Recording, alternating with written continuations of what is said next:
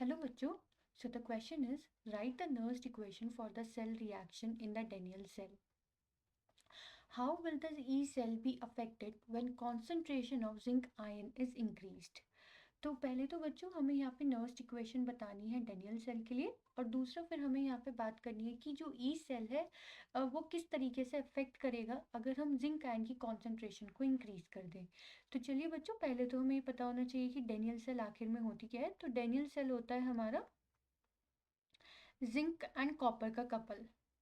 ठीक है, और हम इसकी रिप्रेजेंटेशन कैसे करते हैं? हम इसकी रिप्रेजेंट करते हैं इस तरीके से, Zn2 plus Cu2 plus and Cu.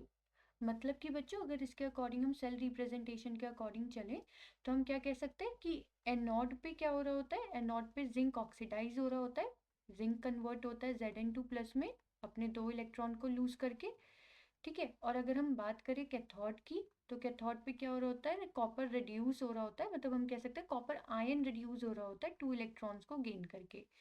ठीक है, तो यहाँ से अगर मैं ओवरऑल रिएक्शन लिखना चाहूँ तो ओवरऑल रिएक्शन आएगी Zn plus copper ion gives Zn2 plus plus copper.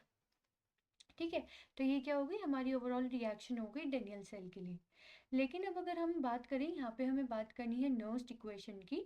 तो अगर मैं यहाँ नर्स्ट इक्वेशन लिखने जाऊँ तो नर्स्ट इक्वेशन क्या होगी हमारी? E cell is equals to E naught cell minus 0.059 divided by n log concentration of zinc ion divided by concentration of copper ion.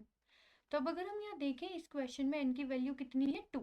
तो अगर मैं यहाँ पे 2 पुट कर दूँ तो E cell is equals to क्या हो जाएगा? E naught cell minus 0.059 divided by 2 और log concentration of zinc ion divided by concentration of copper ion. ठीक है, अब बच्चों हमें यहाँ पे क्या पता है कि जो ये ई नॉट सेल है इसकी जो वैल्यू है वो होती है कांस्टेंट. ठीक है, अब अगर मैं यहाँ पे simply E cell is equals to E naught cell यहाँ इसे प्लस कर दूँ 0.059 डिवाइडेड बाय 2, तो क्या होगा? ये जो कॉन्सेंट्रेशन होगी इसका रेसिप्रोकल हो जाएगा, मतलब कि copper ion divided by concentration of zinc ion.